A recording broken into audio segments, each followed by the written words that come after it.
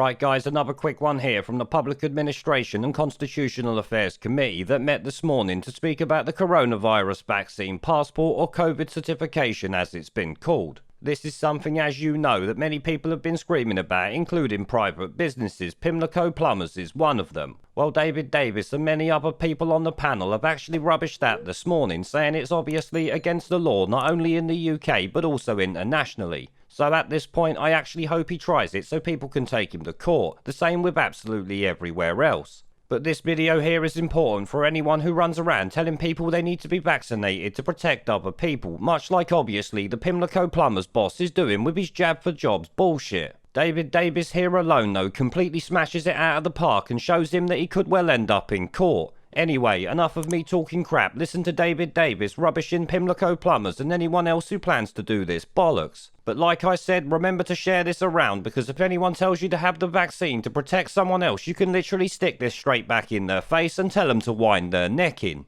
A supplementary from David Jones, please. David Jones.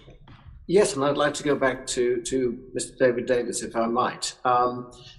My constituency has got a lot of care homes, and those care homes are largely, if not primarily, staffed by workers from overseas, many of them from the Far East. Now, you touched on the cultural issue.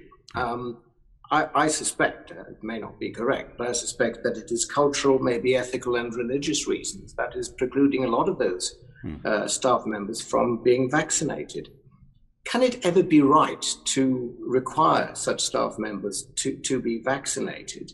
And also, could it ever be right for an employer to be allowed to discriminate against potential employees by requiring them to have proof of vaccination before they take up their jobs? Well, firstly, it's illegal to require it at the moment. It's illegal to require vaccination at the moment. We are bound ourselves by and European international agreements to the use of medical treatment. Medical treatment, as it stands, must only be for the benefit of the person it's administered to. Medical treatment must not be administered for as it were, communal purposes. Otherwise, we'll all be giving mandatory blood transfusions and so on. I give blood anyway, but it will be a requirement. You'd have requirements like that. So that's against both international and national laws. The answer, as I intimated to the previous questioner, is to solve the problem by the method which is legal and acceptable, which is to vaccinate the people who are at risk.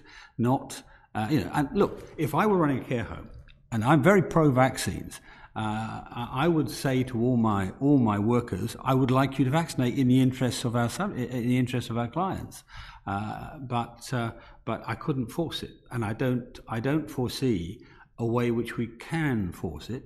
And if you tried to say it's now a requirement of your job, I don't think the courts would uphold it, and apart from anything else, because you're costing somebody their job for a requirement which can't be enforced in law.